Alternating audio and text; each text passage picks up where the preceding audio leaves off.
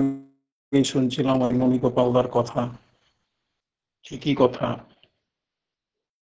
আমরা যখন পরম দয়াল শ্রী শ্রী ঠাকুরকে পেয়েছি, সদ্গুরু পুরুষোত্তম অবতার যে ভাবেই যে রূপেই মানি না কেন, আমরা তার শিষ্য। আর শিষ্য কথাটার ইংরাজি কথা হচ্ছে ডিসাইপল। আর ডিসাইপল কথাটা এসছে ডিসিপ্লিন থেকে, অর্থাৎ শৃঙ্খলা পরায়ণ, শৃঙ্খলাবদ্ধ হতে হবে। একদম নিশ্চয়ই আমাদের প্রতি প্রত্যেক শৃঙ্খলা পরায়ণতার মধ্য দিয়ে চলতে হবে,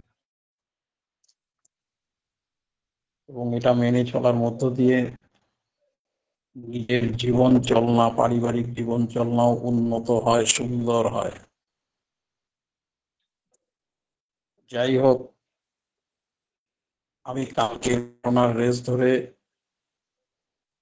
আমার বাবার জীবনে, মার জীবনের ঘটনাগুলো বলার চেষ্টা করছি।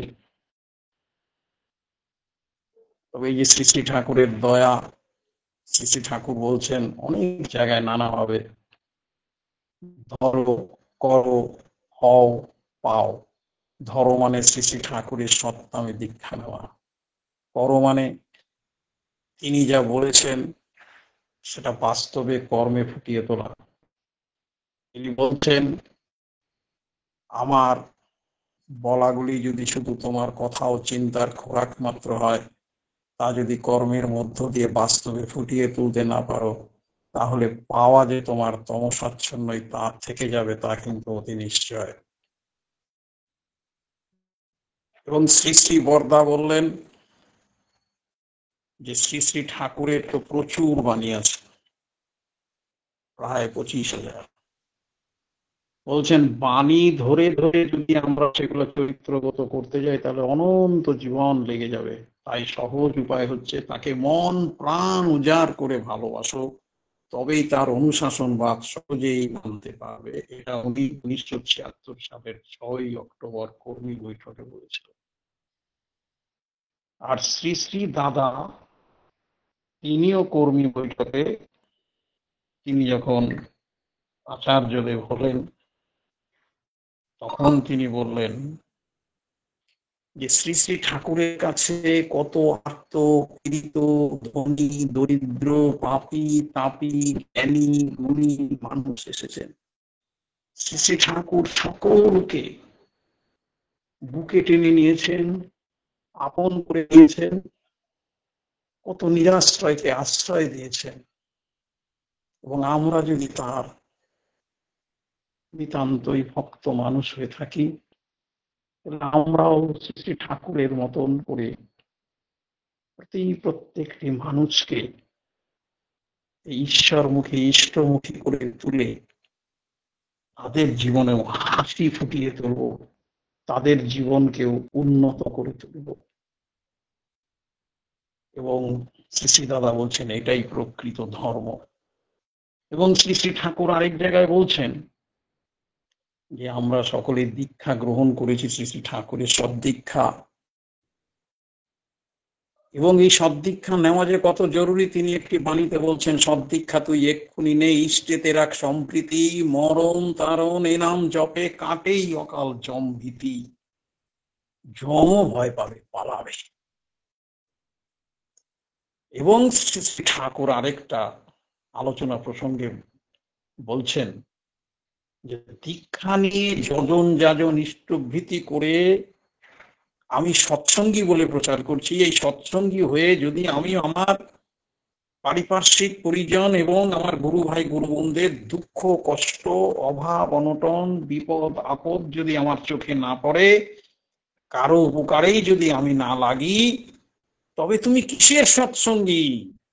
তুমি একজন ভণ্ড বেশধারী স্বার্থপর ছাড়া তোমার আর কোনো পরিচয় নেই।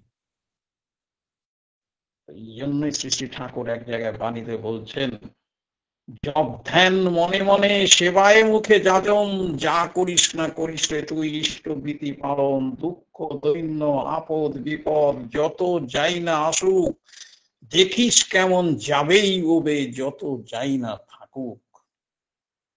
সুতরাং দাদা ও মায়েরা, যেটা শর্মিষ্ঠাও মা বললেন, তো সুন্দর ব্যবস্থা করেছেন এই নাম ধ্যান প্রতিদিন ভোরবেলায় এবং সন্ধ্যাবেলায় আধা ঘন্টা করে নাম জপ।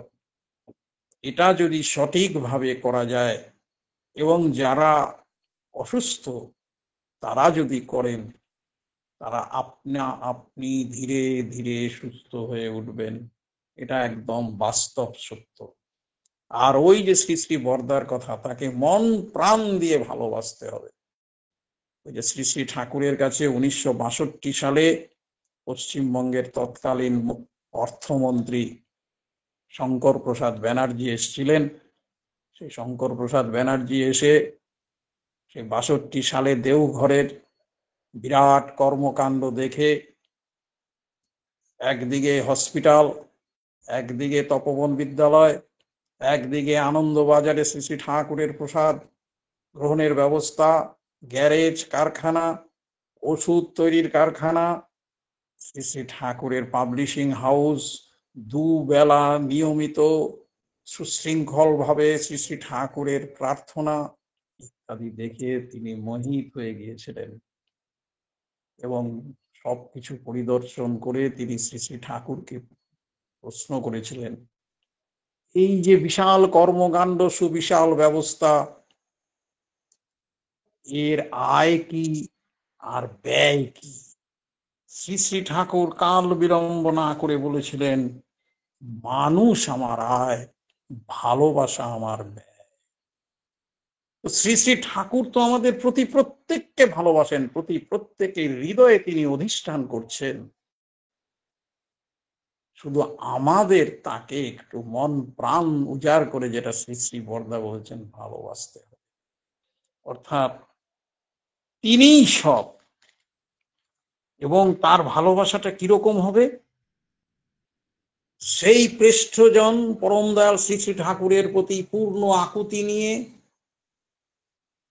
তার প্রতি প্রীতিপূর্ণ পূর্ণ অনুরাগ নিয়ে আমার জীবনে তাকে গ্রহণ করে বলে উঠবো, ভালোবাসাই জীবন, ভালোবাসাই বিশ্বাস, ভালোবাসাই সক্রিয় প্রগতির পথ, ভালোবাসাই ঈশ্বর, ভালোবাসাই আমার জীবনের পরম উদ্ধাতা শ্রী শ্রী ঠাকুর।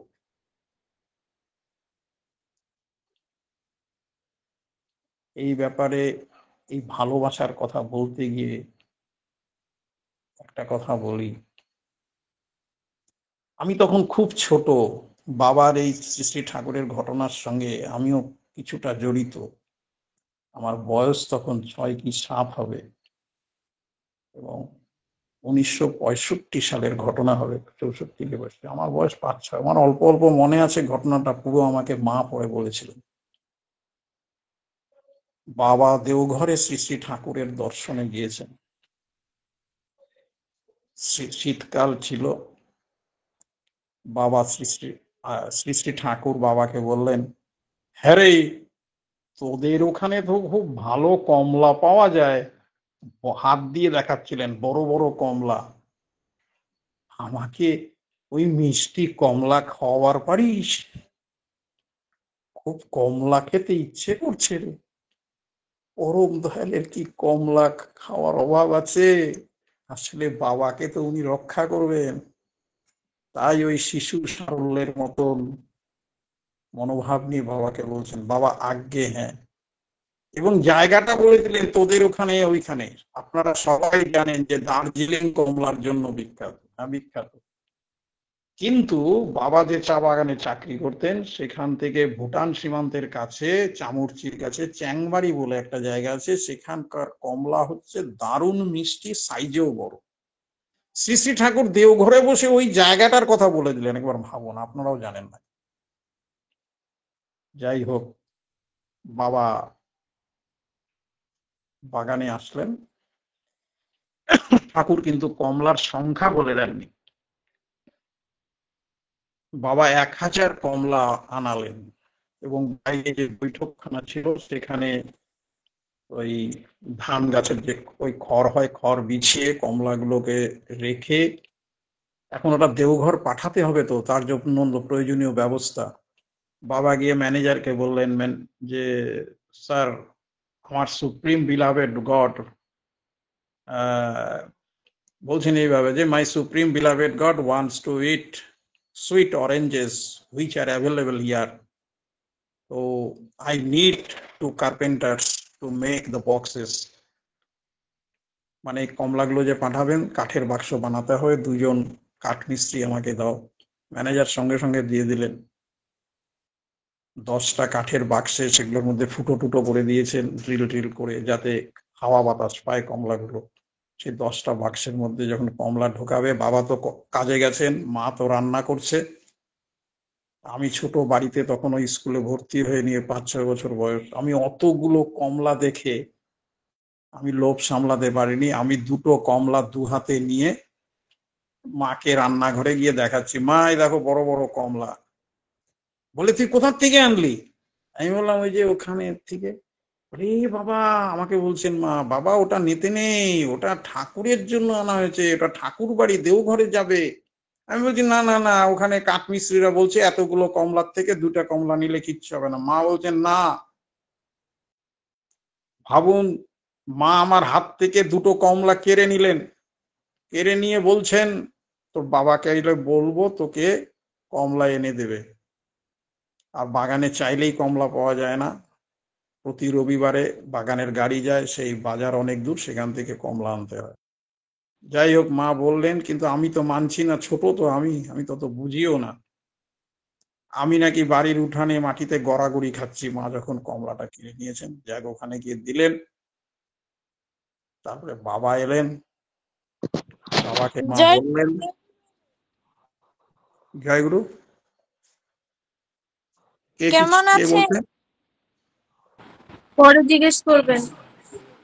দাদা বলুন।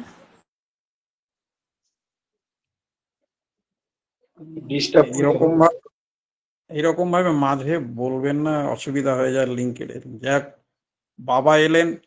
বাবা আসার পরে মা বললেন বাবাকে, বাবা আমার মাথায় হাত দিয়ে নাকি বুলিয়ে বুঝিয়ে বোঝাচ্ছেন, আমি কিছুতেই বুঝছি না, আমার তখনও কান্না চলছে। বাবা তখন বললেন, তোমাকে 2টোর জায়গায় আমি এর পরের দিন 10টা কমলা এনে দেব, কিন্তু বাবারে এটা ঠাকুরের জন্য, এটা ঠাকুরের কাছে যাবে। যাক, তারপরে আমি বুঝলাম। তারপর সেই কমলার 10টি বাক্স বাবা নিজে ম্যানেজারকে বলে, সঙ্গে আরো 5-6 জন লেবার নিয়ে, তখন ডাইরেক্ট ট্রেনও ছিল না, 2-3বার ট্রেন ভেঙে বাবা সেই কমলা নিয়ে দেওঘরে পৌঁছালেন। ওই একই ব্যাপার, বাবাকে দেখলেই ঠাকুর আনন্দে উদ্বেলিত হয়ে উঠতেন।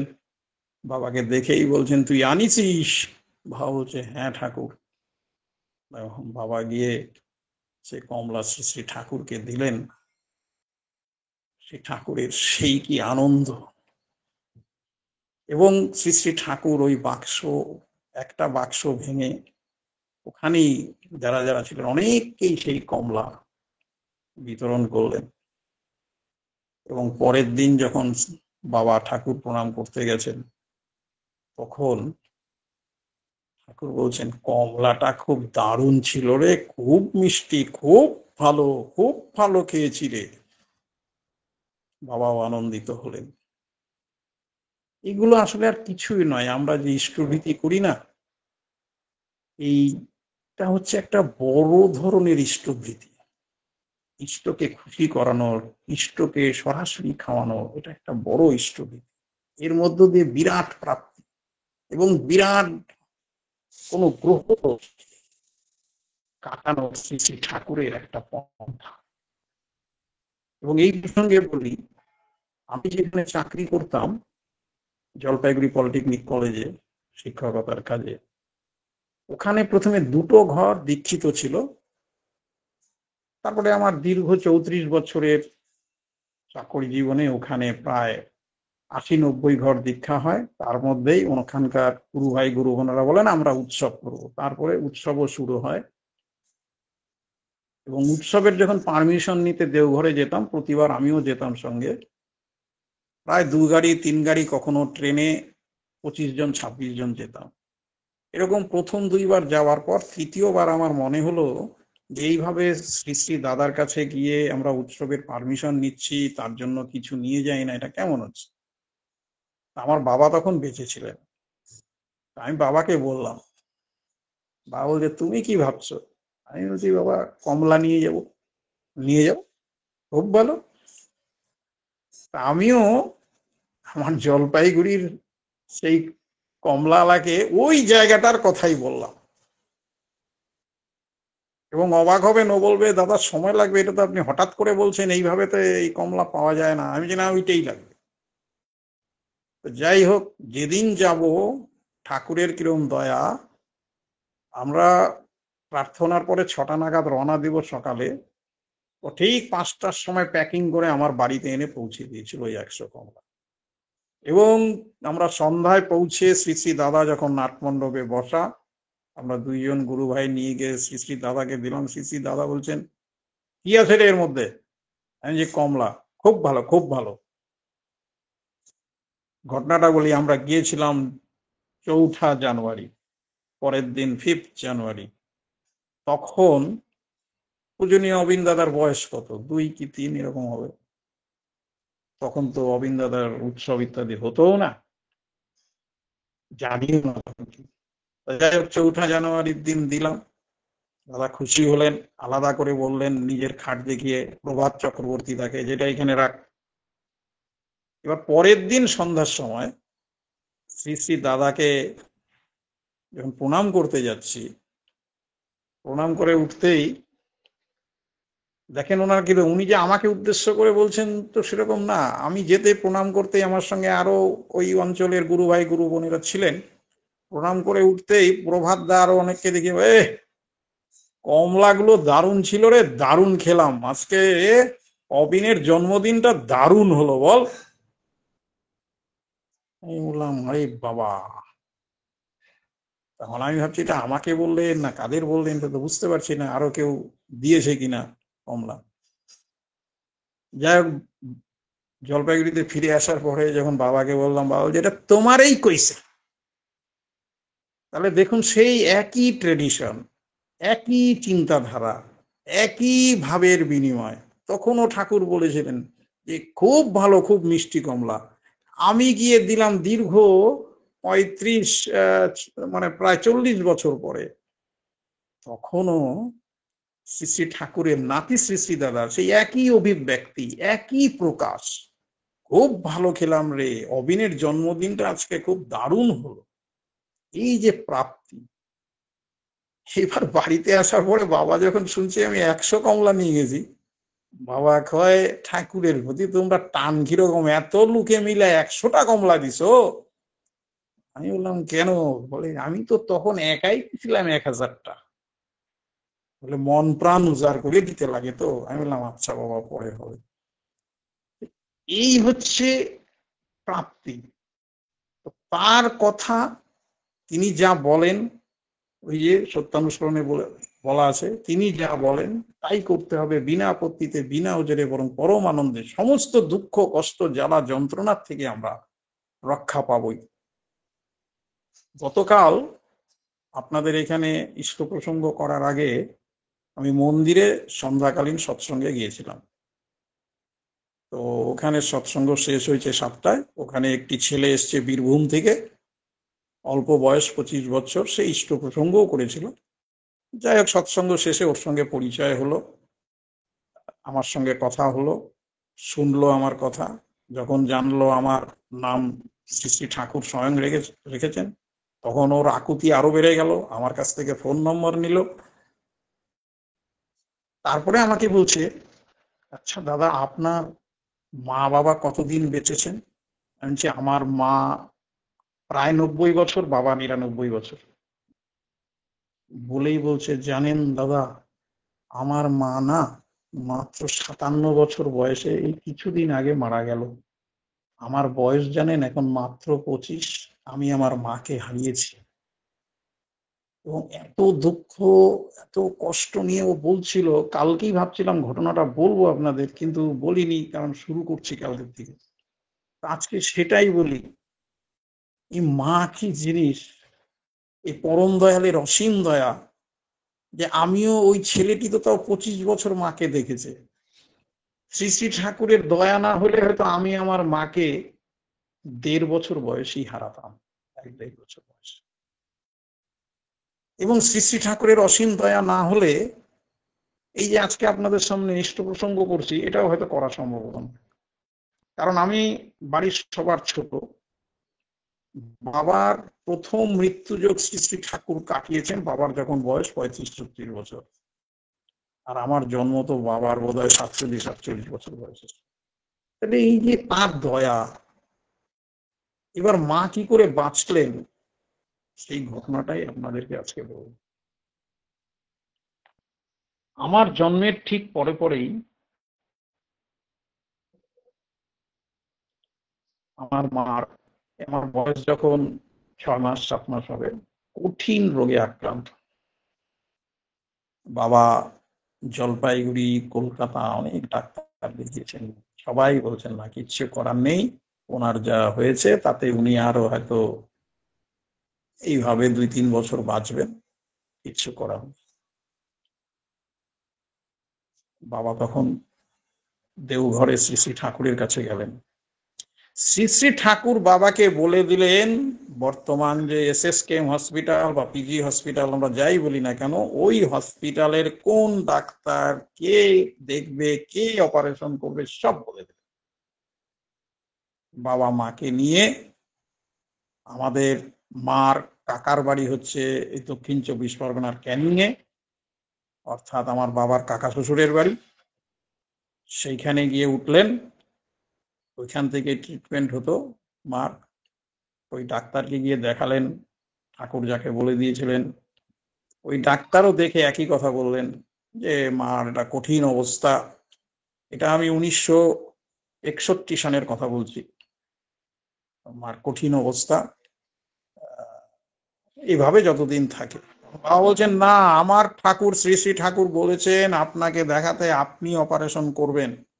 উনি বলছেন না, আমি অপারেশন করে এই অপারেশন সাকসেস হবে না। বাবা বলছেন আপনাকে কিচ্ছু করতে হবে না, আমার ঠাকুর বলেছেন আপনি অপারেশন করবেন। ভাবেন ঠাকুরের প্রতি বিশ্বাসটা কোন জায়গায়! যিনি অপারেশন করবেন তিনি না বলছেন, আর বাবা বলছেন আমার ঠাকুর বলেছেন আপনাকে অপারেশন করতে হবে।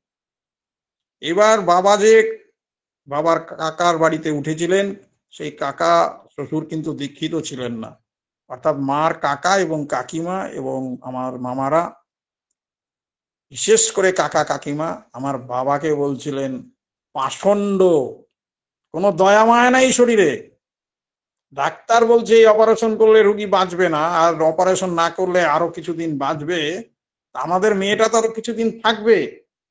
আর এই জামাই পাষণ্ড, কোনো দয়া মায়া নেই, আমাদের মেয়েটাকে বিসর্জন দিবে।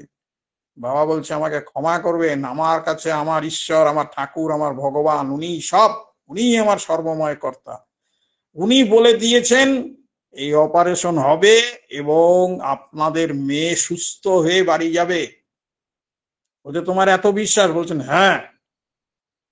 যাই হোক, ডাক্তারকে বাবা রাজি করালেন, কিন্তু ডাক্তার একটা কঠিন বন্ড নিলেন বাবার কাছ থেকে, যে এমনি তো বন্ড দিতে হয় অপারেশনে, কিন্তু উনি কঠিন বন্ড নিলেন যে আমার ইচ্ছা ছিল না, তার সাথে যাক স্পেশাল বন্ড বাবা দিলেন। যেদিন অপারেশনের দিন ধার্য হলো, 2-3 দিন পরে বোধহয় হবে, বাবা রাত্রের ট্রেনে করে আবার দেওঘর চলে গেলেন। যে অপারেশনের দিন ধার্য হয়েছে সেটা শ্রী শ্রী ঠাকুরকে বলবেন, আশীর্বাদ নিতে পুনরায়। যাই হোক, দেওঘরে গিয়ে বাবা পৌঁছলেন। পৌঁছেই শোনেন যে শ্রী শ্রী ঠাকুর খুব অসুস্থ, তার দেখা সাক্ষাৎ হচ্ছে না। যাই হোক, যেখানে বসে আমরা দেওঘরে গেলে ভোরের এবং সান্ধ্য প্রার্থনা করি, যেখানে ঠাকুর পরিবারের আচার্য দেবনারা এসে বসেন, ওই ঘরেই তো সামনে ঘরে ঠাকুর থাকতেন। বাবা রাত্রে বেলায় এই 8টা 9টার দিকে ওখানে গিয়ে বসছেন। ওখানে তো একজন বিহারি পাহারাদার ছিল। বাবাকে বলছেন আপ क्या कर रहा है? बाबा बोलते हम यहाँ पर बैठेंगे। बोले क्या करेंगे? बोले यहाँ के बैठ के नाम करेंगे। बोले नाम हम यहाँ पे क्या करें, घर पे जाइए, गेस्ट हाउस में जाइए। बाबा बोलते नहीं, हमको यहाँ पे ही करना पड़ेगा, क्योंकि ठाकुर जी से तो भेंट नहीं होगा, तो यहाँ पे ठाकुर जी के सामने हम नाम करेंगे, नाम करने से ठीक हो जाएगा, हम सुबह होते ही प्रार्थना करके निकाल जाएंगे।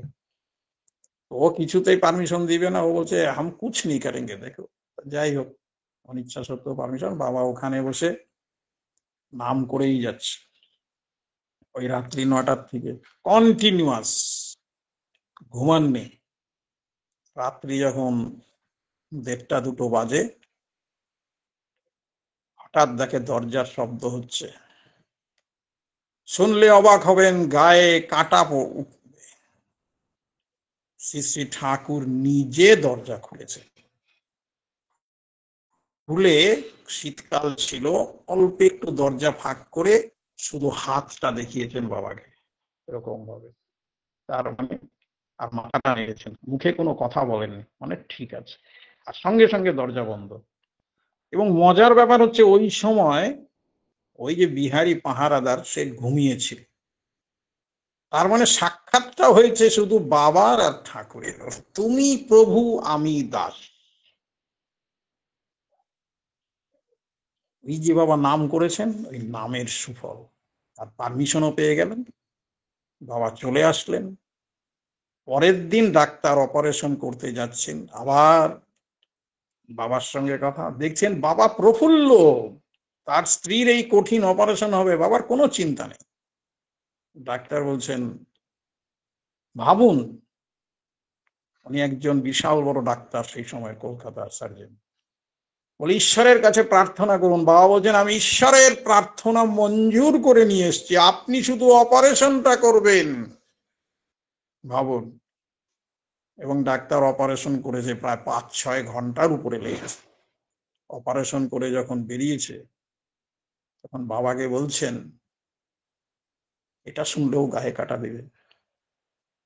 আমি অপারেশন করেছি ঠিকই, কিন্তু মনে হলো কোন এক অশরীরী শক্তি আমাকে এই অপারেশনে সাহায্য করেছে এবং মনে হচ্ছে অপারেশন সাকসেসফুল। যাই হোক, মা আরো দীর্ঘ 1-1.5 মাস ওই হসপিটালে থেকেছিলেন, কঠিন অপারেশন। সুস্থ হলেন। ডাক্তার যখন ছাড়বেন মাকে, তখন ডাক্তার বাবাকে বলছেন, আপনার স্ত্রী সুস্থ হয়েছেন ঠিকই, বেঁচে থাকবেন ঠিকই, কিন্তু উনি কোনো ভারী কাজ করতে পারবেন না, আগুনের কাছে যেতে পারবেন না, ভারী জিনিস তুলতে পারবেন না, সবকিছু অন্য কাউকে দিয়ে করাতে হবে। তখন বাবা বললেন, ডাক্তারবাবু, বাড়িতে তো আমার ছোট বাচ্চা আছে, আমার কথা আর কি, যে আমার ছেলের এখন 1.5 বছর বয়স, বলে কিচ্ছু করার নেই, লোক দিয়ে করবেন সব।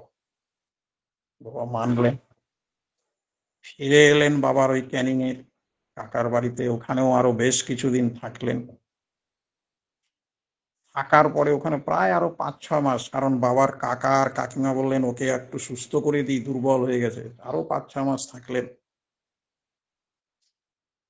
তারপরে বাড়ি ফেরার আগে বাবা মাকে বললেন, চলো ঠাকুর দর্শন করে আসি।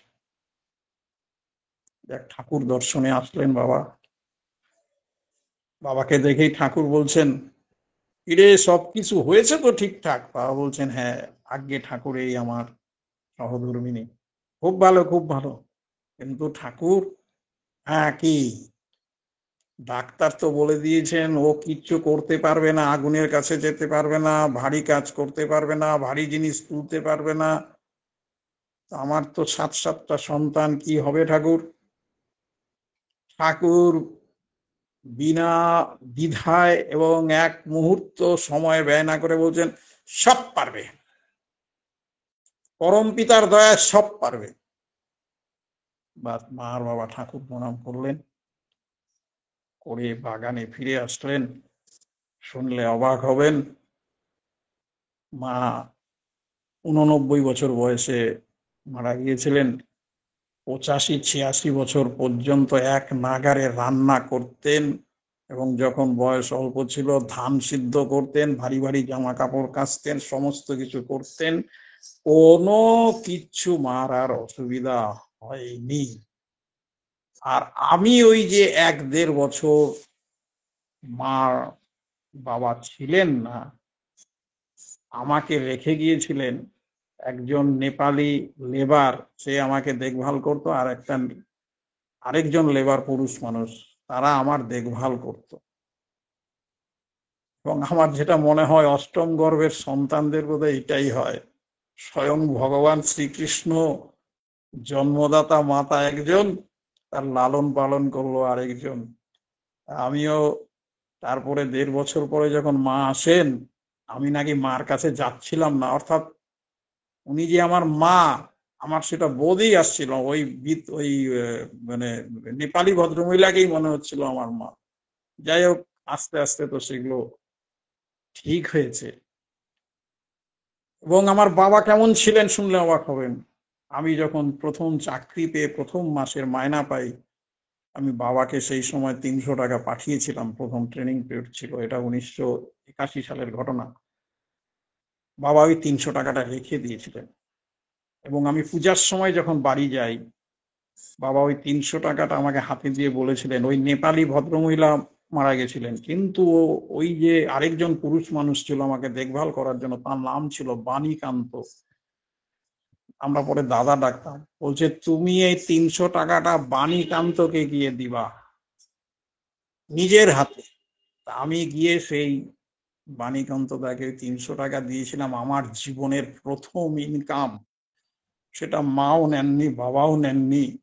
তার কারণ আমাকে বাবা বলেছিলেন, ওরাই তোমার জীবনদাতা, জীবনটাকে রক্ষা করেছিল। এবং মার মধ্যেও এমন দুর্বলতা ছিল যে মা আমাকে জীবনে কোনো দিন বকা দেননি, মারেননি, কটু কথা বলেননি। এবং মনে আছে পূজা টুজা বিভিন্ন জায়গায় আমার অনেক বয়স পর্যন্ত, যখন কলেজে পড়ি, আমাকে হাতে ধরে একসঙ্গে আঙ্গুল ধরে ঠাকুর দেখতে যেতাম। আমার অনেক বন্ধু বান্ধব ঠাট্টাই আর কি করতো, কিন্তু আমি তাতে কর্ণপাত করতাম না। এই ছিলেন আমার মা, আর এই হচ্ছে ঠাকুরের অসীম দয়া, যার দয়াতে আমি মাতৃস্নেহ থেকে বঞ্চিত হইনি। আমার মা যখন মারা গিয়েছেন আমার বয়স ৫০ ঊর্ধ্বে, মার স্নেহ মমতা সমস্ত কিছু পেয়েছি। এই হচ্ছে পরম দয়াল শ্রী শ্রী ঠাকুর, যার দয়াতে আমি আমাদের বাবাকে পেয়েছি, মাকে ফিরে পেয়েছি। তাই এই যে যারা নাম ধ্যান যজ্ঞে যোগদান করছেন, প্রাণ পণ দিয়ে মন প্রাণ উজাড় করে শুধু ঠাকুরকে ভালোবাসুন, আর যজন যাজন ইষ্টভীতি সস্তয়নী সদাচার, সেই সঙ্গে ২ বেলা নাম ধ্যান করুন। আর ইষ্টভীতিটা সঠিকভাবে করুন। ইষ্টভীতি করে ৩০ দিনের দিন প্রেরণ করুন। যেদিন প্রেরণ করবেন সেদিন কোনো কিছু না খেয়ে সকাল সকাল পার্শ্ববর্তী কাছের প্রযোজনা কেন্দ্রে জমা করবেন বা অনলাইনে পাঠাবেন। পাঠিয়ে ২ জন গুরু ভ্রাতাকে ভাতৃপূজ্য দেবেন, ভূতপূজ্য করবেন, এবং পাড়াপড়শির সেবার কাজের জন্য কিছু রাখবেন। কারণ ঠাকুর বলছেন, পাড়াপড়শির সেবার কাজে রেখো কিন্তু কিছু আরো, উপযুক্ত আপদগ্রস্তে দিতেই হবে যতটুকু পারো। এসবগুলির আচরণে ইষ্টভীতি নিখুঁত হয়, এ না করে ইষ্টভীতি জানিস কিন্তু সঠিক নয়। সুতরাং এই ইষ্টভীতি আমার যত নিখুঁত, আমার জীবন তত নিখুঁত। এবং শ্রী শ্রী ঠাকুর আরো বলেছেন, আমি ২৯ দিনের দিন ইষ্টভীতি নিই না, আর ৩১ দিনের দিন ফিরিয়েও তাকাই না, ওই ৩০ দিনের। সুতরাং দাদা ও মায়েরা, শুধু এই ইষ্টভীতিটা নিজের মধ্যে, পরিবারের মধ্যে, পারিপার্শ্বিকের মধ্যে, ছেলে মেয়ে সকলের মধ্যে সঠিকভাবে ইষ্টভীতি করার প্রবণতাটা জাগিয়ে তুলুন। তারা এমনি সুস্থ থাকবে, আনন্দে থাকবে, শান্তিতে থাকবে, স্বস্তিতে থাকবে। সবাই ভালো থাকুন। জয় গুরু, বন্দে পুরুষোত্তম। জয় গুরু, জয় গুরু। সাধারণ আলোচনা আজকে আমরা শুনলাম। প্রথমে আপনি আমাদের শৃঙ্খলাবদ্ধ হওয়ার কথা, শৃঙ্খলা, শঙ্করদা মিউট করুন, আমাদের শৃঙ্খলা পরায়ণ হওয়ার কথা বললেন। এবং শৃঙ্খলা পরায়ণ হলে আমাদের ব্যক্তিগত জীবনও সুন্দর হবে। তাকে মন প্রাণ দিয়ে ভালোবাসতে হবে। মানুষ তার আয় এবং ব্যয় তার ভালোবাসা, শ্রী ঠাকুর যে বলে গেছেন তাও বললেন। এবং শ্রী ঠাকুর উপর পূর্ণ আস্থা রাখতে হবে। পূর্ণ আস্থা রাখার জন্যই আপনার মা কি করে সুস্থ হলেন তার কথাও বললেন। আসলে ইষ্টভীতি তার যে মহান পঞ্চনীতি, তার মধ্যে হচ্ছে ইষ্টভীতি হচ্ছে, ইষ্টভীতি যদি যত আমরা নিখুঁত করব, জীবন ততটাই নিখুঁত হবে। এবং ইষ্টভীতি আমাদের সঠিক 30 দিনের মাথায় পাঠানোর কথা বলেছেন, এবং ইষ্টভীতি নিখুঁতভাবে পালন করতে হবে। 29 দিনে আগেও শেষে ঠাকুর খায় না, আর 31 দিনের দিনেও তিনি ফিরে তাকান না। তার কথা বলে আমাদের প্রত্যেককে সজাগ করলেন এবং সমৃদ্ধ করলেন। জয় গুরু দাদা, ভালো থাকুন, সুস্থ থাকুন। আবারও আসবেন, আগামীকাল তো আবারও ইষ্ট প্রসঙ্গ করবেন। আমরা সবাই শুনে সমৃদ্ধ হচ্ছি। পরমপিতা রাঙা আতুল চরণে আপনার এবং আপনার পরিবার পারিপার্শ্বিকের সবার সুদীর্ঘ নিরোগী সচ্ছল জীবন প্রার্থনা করি। ভালো থাকুন দাদা, সুস্থ থাকুন। জয় গুরু মা, আপনারা সকলে ভালো থাকবেন। জয় গুরু। জয় গুরু দাদা, জয় গুরু।